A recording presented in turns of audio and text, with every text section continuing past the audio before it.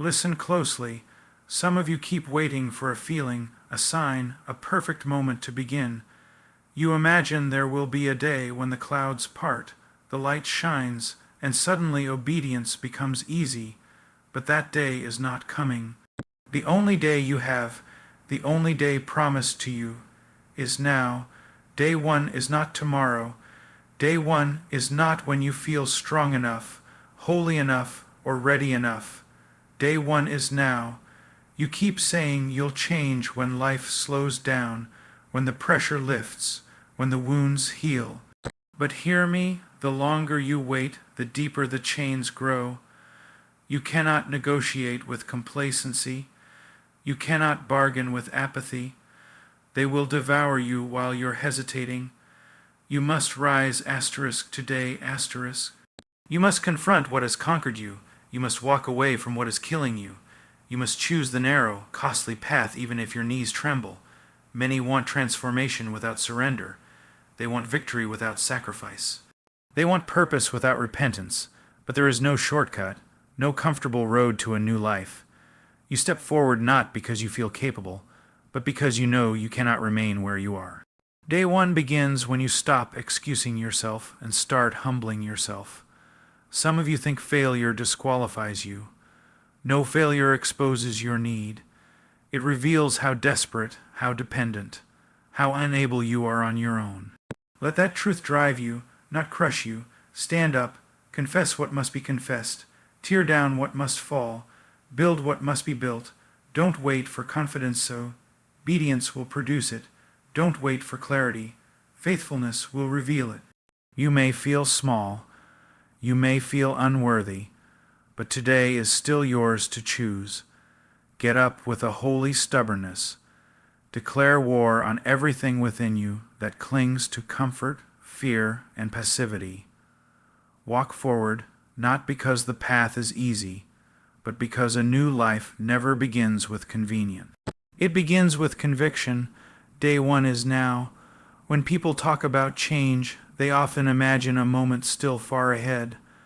Moment when circumstances align just right, when motivation is high, when clarity is perfect, and when fear finally steps aside. They wait for a spark, a sign, or a breakthrough that will make everything easier. This idea of the perfect moment takes root quietly, and it becomes one of the most deceptive comforts a person can cling to. It becomes a false refuge, convincing you that you will act eventually that you will rise soon that you will commit when the time feels right But in reality, this imagined moment is nothing more than a delay dressed as wisdom. It is procrastination disguised as preparation. It is hesitation wearing the mask of strategy, and the truth, raw, unsoftened, unavoidable, is that the perfect moment will never arrive. There is no future season in which you will wake up automatically disciplined, automatically courageous, automatically healed, or automatically ready. Waiting for the perfect moment is another way of saying, I am hoping that change will require nothing painful of me. But meaningful change, the kind that alters the course of your life, always demands something. Sacrifice, discomfort, self-confrontation, humility, and often a willingness to step forward trembling.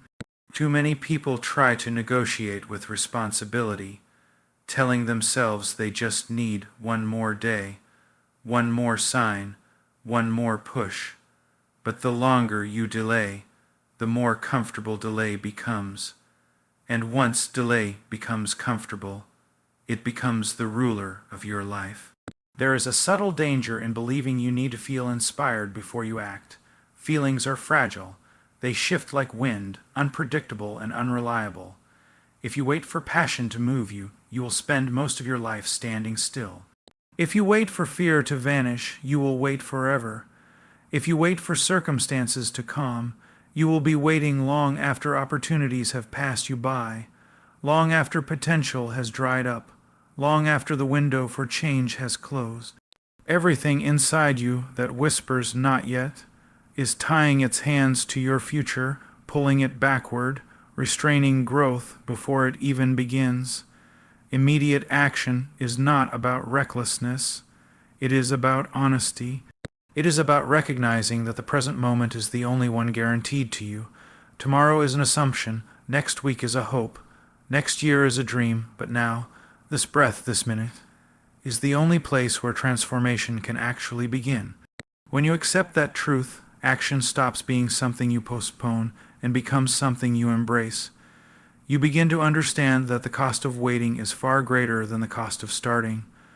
Obedience to what you know is right cannot be scheduled for later. The internal shifts that need to happen, discipline, maturity, healing, responsibility, do not grow in the soil of delay. They grow when you start moving. Some people imagine that once they feel confident, then they will start. But confidence is not the starting point of growth. It is the result of growth. You do not become strong by waiting to feel strong. You become strong by taking steps while still feeling weak. You do not become wise by waiting for wisdom to magically appear. Wisdom grows as you take imperfect steps, learn from them, and then take more steps. Every future version of yourself that you admire, disciplined, focused, courageous, established, that person is built on a foundation of decisions made long before comfort existed. Obedience is a decision, not a mood. You choose the right thing because it is right, not because it is easy. You walk forward because movement is necessary, not because the path is smooth. This kind of obedience often feels costly at first. It pulls you out of old patterns, confronts your habits, forces you to wrestle with who you have been and who you want to become. But it is this discomfort that builds the muscle of transformation. Every moment you choose discipline over ease, commitment over convenience, action over hesitation, you carve a new path within yourself. And over time, that path becomes the default, not because some magical burst of motivation came upon you, but because you trained yourself to act without waiting for emotional permission. Future intentions are the softest promises you can make to yourself. They cost nothing in the moment. They demand nothing now. They sound noble, but produce nothing. You can promise yourself 1,000 tomorrows and never change a single today. Real transformation happens when you take those same promises and anchor them to the present. When you stop telling yourself, "I will," and start declaring, "I am." When you stop wishing and start doing. When you stop dreaming and start building. Waiting for the perfect moment is often rooted in fear. Fear of failure, fear of judgment, fear of discomfort, fear of not being good enough. But fear grows stronger the longer you feed it with delay. Every day you put off action, fear expands. Every excuse becomes fertilizer, but the moment you act, especially while afraid, fear shrinks. Even the smallest step forward weakens its hold. Fear thrives in stillness, but dies in movement. And nothing breaks fear faster than obedience to what you know is necessary. There is also a false belief that clarity must come before action. Many people tell themselves they need to understand every detail of the journey before they begin. They want a blueprint, a guarantee, a map free of uncertainty. But clarity does not precede action. Clarity asterisk comes asterisk from action. You discover the path by walking it. Decisions become clearer once you start making them. Priorities become clearer once you begin living them. The fog only lifts for those who move forward, not for those who wait for perfect visibility. Every great transformation in history, every story of redemption, every account of someone rising from low places, begins with a single step taken long before they felt ready. Readiness is not a prerequisite for change. Willingness is. If you are willing to start now, imperfectly, humbly, quietly, everything can shift. People overestimate the power of big moments and underestimate the power of small, consistent obedience. But 1,000 miles are walked through small steps, not giant leaps. The small steps you take today create momentum. Momentum creates habit. Habit creates identity. Identity creates destiny. When you stop waiting for the perfect moment, you accept responsibility for your life. You recognize that you cannot blame circumstances forever. You cannot blame time or fear or exhaustion or lack of inspiration. There comes a point where the only barrier between who you are and who you could be is the story you keep telling yourself about why you cannot start yet. And that story must die. It must be confronted. It must be replaced with truth that now is enough. Now is sufficient. Now is the moment capable of carrying the weight of your transformation. This acceptance is not a burden. It is freedom. It means you no longer depend on ideal conditions. You no longer wait for external permission. You no longer surrender your future to the instability of your emotions. You take ownership of the only thing ever within your control, the choice to act today.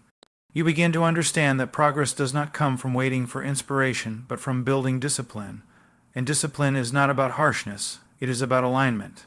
It is aligning your actions with your purpose, your intentions with your integrity, your decisions with your direction.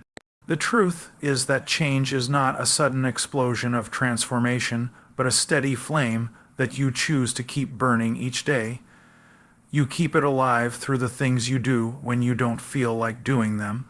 You keep it alive by showing up again and again, refusing to bow to excuses. You keep it alive by remembering that comfort is the enemy of growth, and that ease is often the greatest threat to your future. The more you lean on comfort, the weaker you become, but the more you lean into challenge, the stronger you grow. Beginning now, choosing this moment, teaches you that you are capable of more than you believed.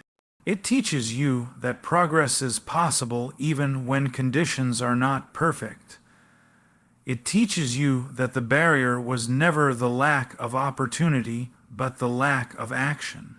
And once you learn this truth, once you finally let it sink into the deepest parts of you, you will no longer envy those who seem disciplined or driven. You will understand that the same power is available to you. Not tomorrow, not when life becomes easier, not when motivation suddenly appears, but now. The perfect moment is a myth. The present moment is a gift. The choice is simple, though not easy. Keep waiting and remain unchanged, or start now and begin to become who you were meant to be. Transformation is not born from ease, nor does it grow in the soil of comfort. It does not blossom in the heart that seeks only convenience, nor does it thrive in the person who is always looking for the path of least resistance. Most people want change, but they want it on their own terms. They want to keep their comforts, cling to their excuses, protect their pride, and still somehow expect a life of growth, strength, clarity, and purpose. But transformation does not bend to convenience. It demands something far deeper, far harder, far more honest. It demands humility. It demands surrender. It demands decisive commitment, an unwavering choice to step into the difficult, the uncomfortable, and the unknown, even when everything in you begs to stay where you are. Humility is the starting point because transformation begins the moment you admit that you cannot continue living the way you have been. It requires acknowledging your limitations, your patterns, your mistakes, your blindness, your weaknesses, and the truths you've avoided. Most people run from humility because it feels like defeat. But humility is not defeat. It is awakening. It is the realization that pride has kept you caged. Pride convinces you that you're fine when you're not, that you're strong when you're crumbling, that you're right when you're wrong, that you're in control when your life is dominated by habits you cannot break. Pride blinds you to the very things that keep you stuck, and nothing changes while you remain blind to yourself. But when humility enters, the walls you built to protect your ego begin to crack. You start to see yourself clearly. You start to see your excuses for what they are, stories you've rehearsed to avoid responsibility. You start to see how often comfort has been your master. You begin to recognize that the battles you avoided did not disappear. They simply grew stronger in the shadows of your silence. Humility forces you to confront the truth, even when the truth stings. It is the first step, the painful step, the necessary step that breaks the illusion that everything is fine as long as you ignore the discomfort. But humility alone is not enough. Transformation also requires surrender, not the shallow kind of surrender that says, "I'll try," but the deep surrender that lays down your conditions, your demands, your preferences, and your illusion of control. Surrender does not mean becoming passive. It means acknowledging that you must release the very things that have been strangling your growth. It means letting go of the behaviors that feel familiar but are destroying you. It means loosening your grip on the fears you've allowed to dictate your decisions. It means silencing the voice that insists you can figure everything out on your own if you just wait long enough. Surrender is terrifying because it demands vulnerability. It requires you to step into the unknown without the guarantee of comfort or certainty. But without surrender, transformation becomes impossible. You cannot cling to your old self and expect a new life to emerge. You cannot hold tightly to the past and still walk freely into the future. Every person who has ever transformed has had a moment where they let go, where they stopped negotiating with the things holding them captive and finally said, "This ends here." That moment of surrender is not weakness, it is power. It is the point where excuses collapse, where self-pity dies, where distractions lose their grip, and where a new discipline begins to take root. But humility and surrender must be met with decisive commitment. Transformation is not a spark of emotion or a short-lived burst of motivation. It is a choice you must make repeatedly, even when the initial excitement fades, even when progress feels slow, even when discouragement whispers that nothing is changing. Commitment is the anchor that keeps you from drifting back into old patterns. Commitment is what you hold on to when your feelings fail you. Commitment is the force that turns intention into reality. Most people fail not because they lack desire, but because they lack commitment. They begin with passion, but collapse under pressure. They make promises to themselves, but do not bind those promises to action. They hope transformation will arrive without perseverance, without consistency, without discipline. But hope without commitment is a wish, and wishes do not build new lives. Change demands decisions, repeated, steady, sometimes painful decisions. You must choose discipline over ease, responsibility over escape, truth over denial, action over delay. Every day you choose, you strengthen the new path. Every day you choose, you weaken the old one. But for this kind of commitment to take root, you must confront what holds you back.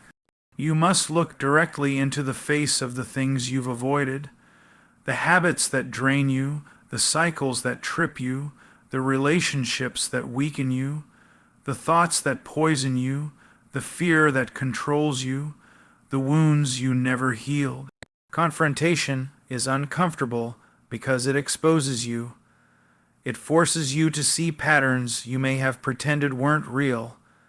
It forces you to acknowledge how long you've tolerated things that undermine your growth. But what you refuse to confront will rule you. What you refuse to confront will limit you. What you refuse to confront will become the ceiling of your life. Transformation requires that you stop running from yourself. You must face the truth, even when it is inconvenient, even when it is painful, even when it demands change you've resisted for years. Many people never rise because they avoid the difficult conversations, the painful admissions, the internal battles that must be fought. They bury these things under distractions, busyness, entertainment, or excuses. But buried problems do not disappear, they rot. And the longer they rot, the more damage they cause. True transformation, lasting transformation, is built when you face those inner realities and refuse to let them dictate your story anymore. When you stop blaming circumstances, when you stop blaming other people, when you stop blaming timing, when you finally take ownership of your own choices. Ownership is the birthplace of transformation. As long as you believe your life is controlled by things outside of you, you remain powerless. But when you accept responsibility, even for the things you did not choose, you regain control, you reclaim authority over your life, you step into maturity. This is why comfort is so dangerous. Comfort convinces you that staying the same is safer than changing. It whispers that you can avoid risk, avoid pain, avoid responsibility, and still somehow grow. But comfort is a liar.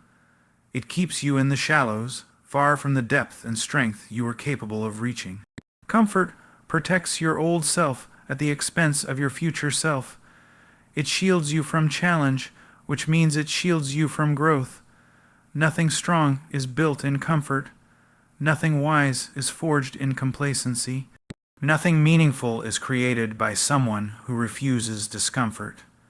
Excuses are the language of comfort. They sound reasonable.